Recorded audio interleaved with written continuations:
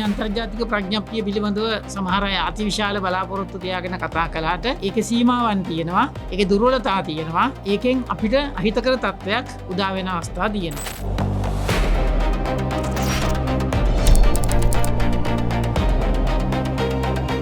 වර්ණ තියෙන මාළුන් අල්ලගන්නේ නිරෝගී මාළුන් අල්ලගන්නේ. එතකොට ස්වභාවික පරිසර පද්ධතියේදී නිරෝගී මාළු සහ හොඳ වර්ණ රටාව තියෙන මාළු නැති වෙලා අවසානයේ ගහණය විනාශයට පත් වෙන්න පුළුවන්. සමහර අවස්ථාවන්වලදී ශ්‍රී ලංකාවෙන් එළියට යන්නේ නීති විරෝධී ද්‍රව්‍යයන් නෙමෙයි.